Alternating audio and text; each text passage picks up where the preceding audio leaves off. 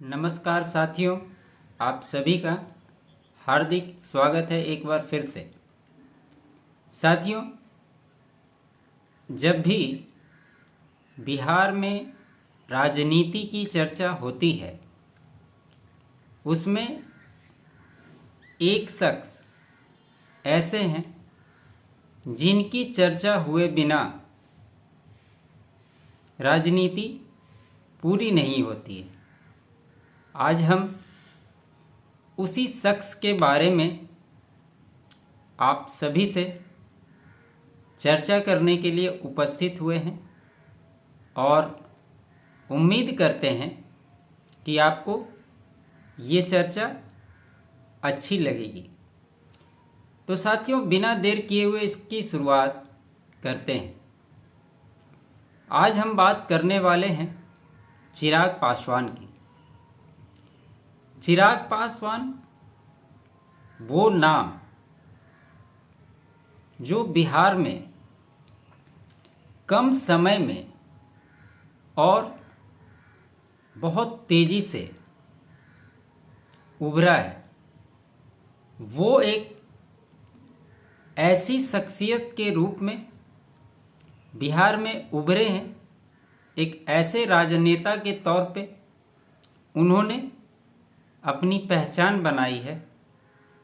Generally आपने सभी पार्टियों को, जो राजनीतिक दल हैं बिहार में खास करके, उनको अगर आप देखें तो कहीं ना कहीं एक जातीय बंधन में सभी पार्टियां बंधी हुई दिखाई देती हैं। चाहे वो आरजेडी हो, जिन्हें एमवाई समीकरण की पार्टी कहा जाता है, जीतन राम मांझी हो, उपेंद्र कुशवाहा हो, कांग्रेस हो, इसके इतर भाजपा, जो सभी धर्म विशेष को लेकर चलने वाली पार्टी कही जाती है। और उसके बाद चिराग पासवान उस श्रेणी में अपने आप को स्थापित करने में कहीं ना कहीं फिट बैठते हैं। आपने देखा होगा कालांतर में जब तेजस्वी यादव ने लालू यादव से बागडोर संभाली थी और 2020 के विधानसभा चुनाव में उतरे थे, तो उन्होंने A to Z की बात की थी। लेकिन जैसे जैसे समय बीता, वो फिर से अपने उसी पुराने एजेंडे पे आ गई और MY फैक्टर में ही सिमट कर रह गए। उन्होंने कोशिश बहुत की लेकिन सफलता नहीं मिल पाई। लेकिन जिस प्रकार से चिराग पासवान की पार्टी जब टूटी थी, जिस समय उनके सांसद, उनके चाचा पशुपति पारस के साथ चले गए थे, उस समय चिराग पासवान बहुत संयमित होकर उन्होंने जिस प्रकार से बिहार के सभी क्षेत्रों का भ्रमण किया, अपनी पार्टी को फिर से उठाया, अपने संगठन को मजबूत किया, अपने संगठन में सभी जाति समुदायों का सामूहिक मिलान किया। और सबसे बड़ी बात, जब वो जनता के बीच होते हैं, उनके अपने समाज का प्रतिनिधित्व तो वो करते ही हैं, लेकिन आज की जो स्थिति है उसमें चाहे वो किसी भी समाज के लोग हों, वो चिराग पासवान को उतने ही पसंद करते हैं जितने दूसरे नेता को पसंद नहीं करते हैं। पार्टी विशेष के रूप में जातीय समीकरण हर पार्टियां बैठाती हैं, लेकिन ये एक बहुत बड़ी सच्चाई है कि जिस प्रकार से उन्होंने एक विज़न बनाया बिहारी फर्स्ट का और उस पे कायम रहे, वो उनके मोटिवेशन को दिखाता है। और यही कारण है कि आज समाज के हर वर्ग में उनकी पॉपुलैरिटी दिन प्रतिदिन बढ़ती जा रही है। अब इन सभी चीज़ों के इतर जब बिहार में एनडीए की सरकार बनी तो चर्चाओं का बाजार गर्म हो गया कि चिराग पासवान नीतीश कुमार के आने से असहज हैं, वो एनडीए छोड़ सकते हैं, महागठबंधन के साथ जा सकते हैं। ये तमाम तरह की चर्चाएं आज भी हो रही हैं। और जब राज्यसभा की सीटें अनाउंसमेंट की गई जिसमें भाजपा के ही 2 कैंडिडेट उतारे गए हैं, तो ऐसे में कल मैंने देखा कई चैनलों पे ये चल रहा था कि चिराग पासवान कोई बड़ा फैसला ले सकते हैं, वो राजद के साथ महागठबंधन में जा सकते हैं। इस तरह की तमाम चर्चाएं हो रही थी। लेकिन साथियों, एक बात आप सभी समझिए, कल एक इंटरव्यू हमने पशुपति पारस का भी देखा था और लगातार पीछे भी जब भी कोई इंटरव्यू उनका होता है तो लगातार वो कहते हुए नज़र आते हैं कि हाजीपुर सीट मेरी है, मैं ही वहाँ से चुनाव लड़ूंगा, एनडीए का सबसे पुराना सहयोगी मैं हूँ। कहने के लिए बातें अच्छी है, लेकिन आज उनकी भूमिका एनडीए में कितनी है और चिराग पासवान की भूमिका क्या है, इसको थोड़ा समझना जरूरी है। शुरुआती दिनों में आपने देखा होगा कि जब वो एनडीए से अलग होकर चुनाव लड़े थे विधानसभा का 2020 में, उस समय उनकी वैल्यूएशन को भाजपा ने भी कम किया था। लेकिन जिस प्रकार से उन्होंने मेहनत करके अपने जाति को और उसके साथ सर्वधर्म मानने वाले लोगों को अपने साथ जोड़ा, अपना संगठन मजबूत किया, उससे भाजपा को भी कुछ दिनों बाद ये समझ में आ गया कि चिराग पासवान एनडीए के लिए और बिहार के लिए कितने महत्वपूर्ण हैं। इसका एग्जाम्पल जब कुढ़नी, गोपालगंज और मोकामा में उपचुनाव हुए थे,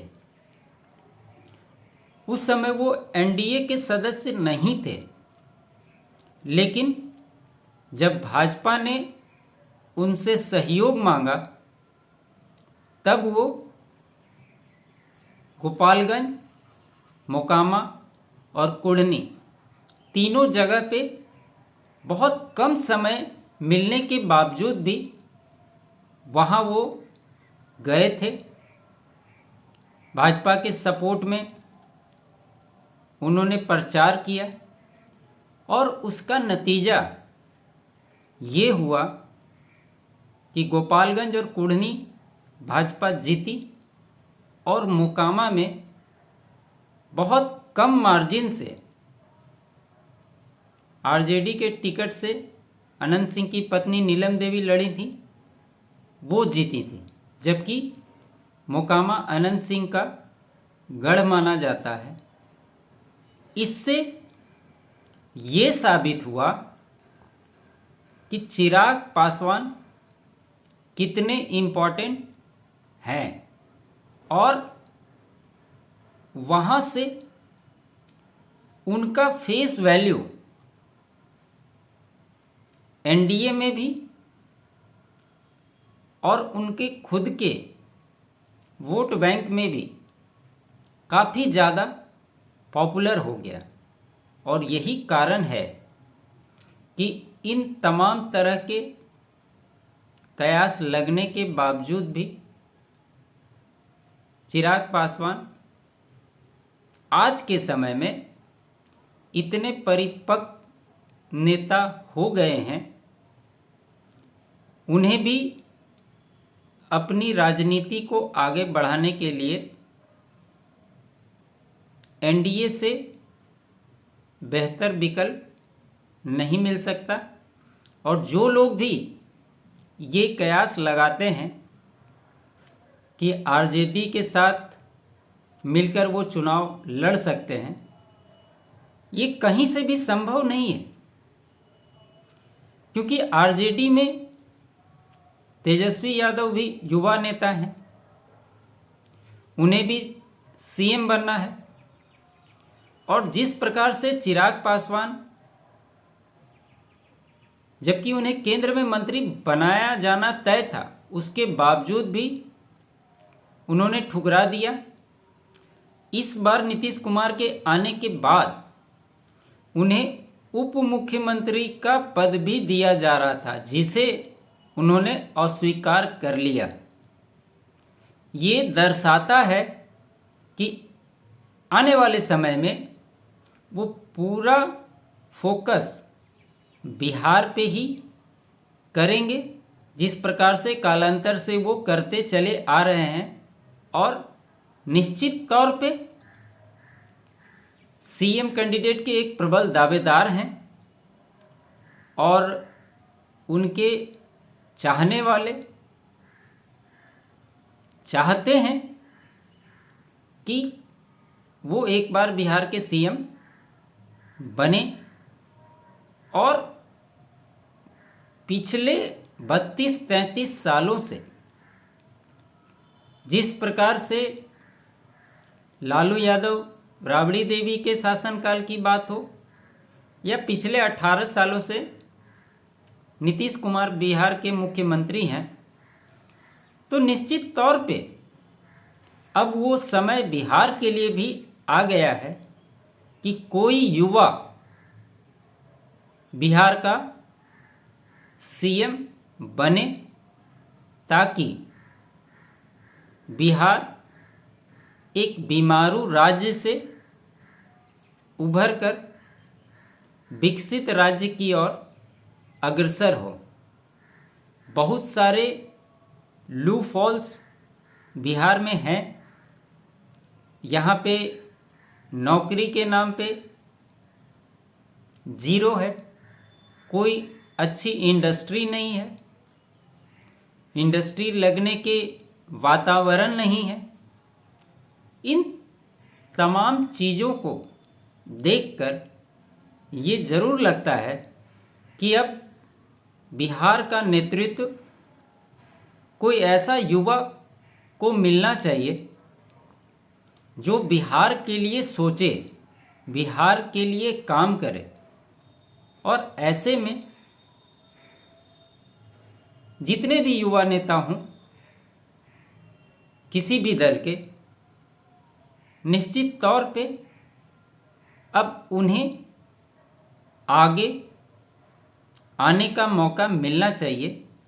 और कहीं ना कहीं जो भी दल बिहार में हैं उनमें से हर एक पार्टी ने अपने युवा चेहरे को आगे बढ़ाया है और उम्मीद करते हैं कि आने वाले समय में कोई युवा के हाथ में ही बिहार का बागडोर होगा, जो बिहार के भविष्य को बदलने की ताकत रखता हो। और बिहार का बदलना बहुत ज़रूरी है, क्योंकि बिहार इस देश का एक ऐसा राज्य है जो बहुत सारी चीज़ों के लिए जाना जाता है। उसके धरती पे कई ऐसे महापुरुष पैदा हुए जिनको लोग अनेकों काल तक जानेंगे, और जिस प्रकार की यहाँ की युवा शक्ति है उसमें इतना टैलेंट है, उसको आगे बढ़ाने की ज़रूरत है, उसको धरातल पे लाने की ज़रूरत है। लेकिन इस सब के इतर जहाँ ये कयास लगाए जा रहे हैं,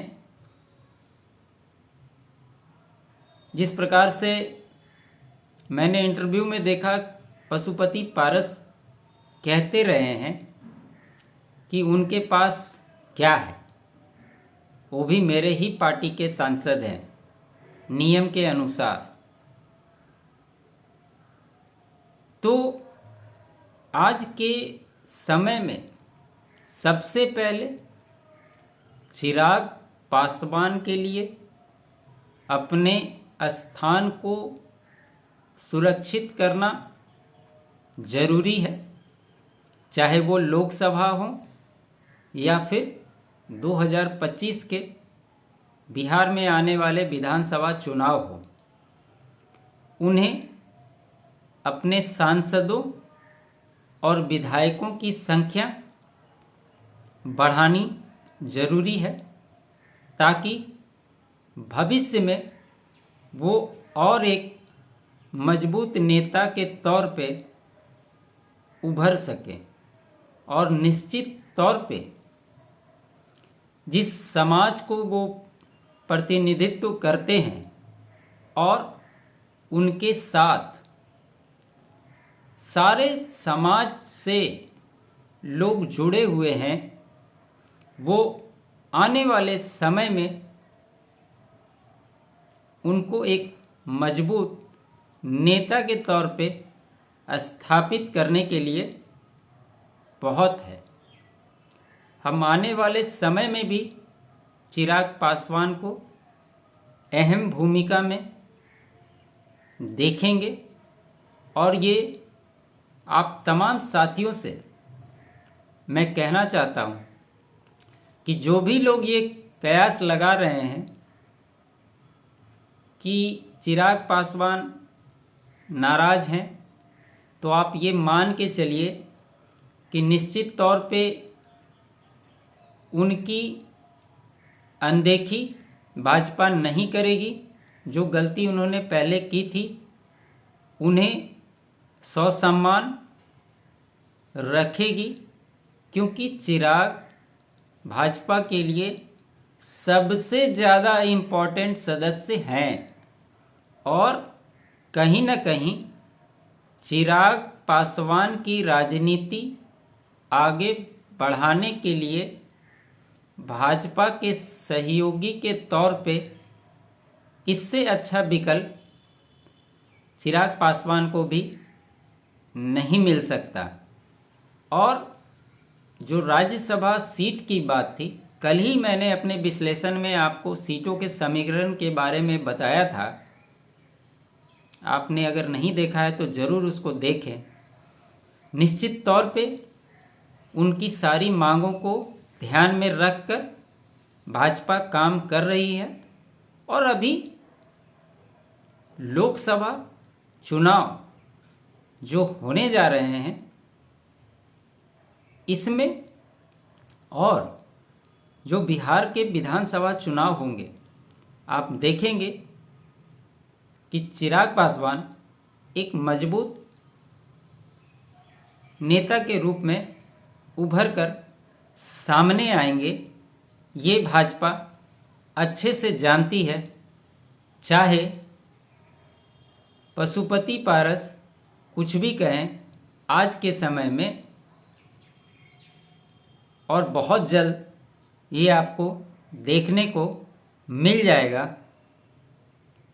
कि कौन कितने पानी में है और किसकी महत्व कितनी ज़्यादा है।